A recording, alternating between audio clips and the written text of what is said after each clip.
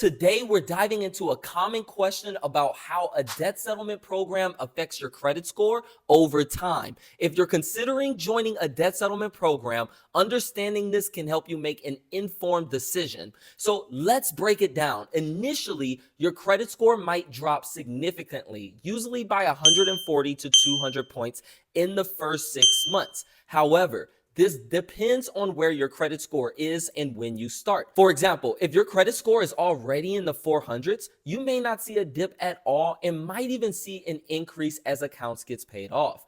For those starting around 650, the score might drop to around 500 due to new late payments and charge-offs. Now, most people join a debt settlement program with a score between 600 and 680. During the first year, your credit score might dip because you've chosen to stop making the minimum payments to your creditors. This leads often to late payments and eventually charge-offs. Now, after 6 months, your credit score, let's say, is 480. But it won't feel much of a difference because even before you couldn't use your credit, even though you had like a 600 and something credit score, because your credit was max. Your debt to income was max and no lender was really giving you money. You were applying everywhere. You're like, okay, what's the point of this credit score? I can't even use it for anything. You know you've been in debt if you've had that situation. Look, I've been in it too, so I can relate. This is what I like to call people have reached their debt ceiling. Just like we can as a country, you can as a person. Look, you've done a debt consolidation loan in the past, or you've gotten several different balance transfer credit cards.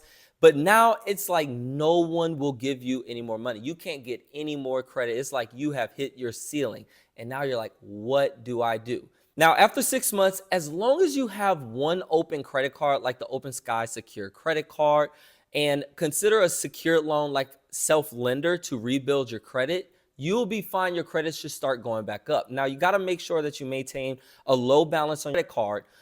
That way it reports a low utilization and your credit can go up quickly. Let's get back on track. After 12 months, your credit score should be between 550 and 620, even with the unpaid charge-offs or collections. You may have settled, let's say, 1 or 2 debts by this time.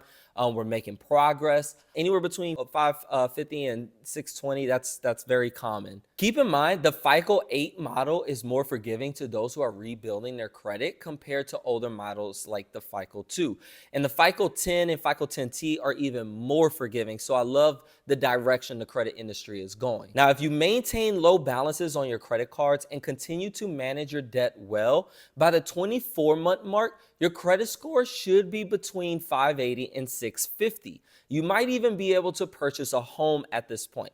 Now, by the 36-month mark, you might be between 600 and 680, and after 4 years, between 680 and 720. All of this is in mind with you not getting any more late payments after that original 6-month mark, and you paying everything on time and making sure that those credit cards are at a low balance, and you continuously, getting new credit cards over time and building your credit.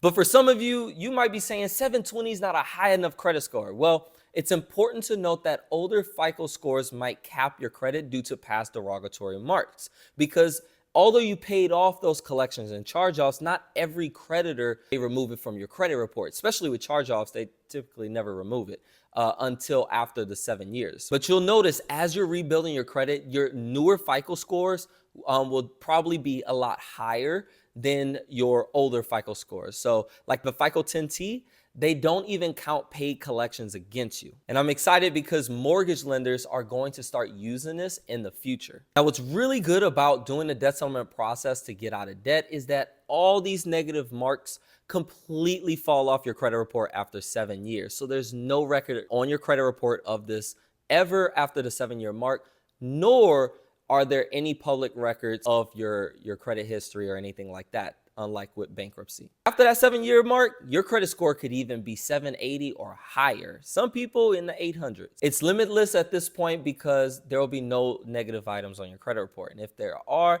it's just because of new ones you may have gotten. Now, this doesn't mean you can't reach that 780 mark before the 7 years, because a lot of collection agencies will remove the account once it's settled completely off your credit report. And if you got lucky and had all your accounts with those specific collection agencies, then guess what? You have no more negative items on your credit report. At that point, I mean, your score could enter the 800s, right? So that would be amazing. But you got to keep in mind that is if you are lucky enough to have all those collection agencies who are willing to remove it from the credit report once it's settled. Also, these estimates that I gave as far as the scores can vary, but they are based on years of experience. As you continue to rebuild your credit and add more positive accounts, your credit scores will reflect these positive changes. If you want to learn more or get a free consultation, make sure you contact us at AAA Debt Solutions, as we would love to help you get out of debt. So thank you for watching, and make sure you hit the subscribe button, and I'll see you in the next video.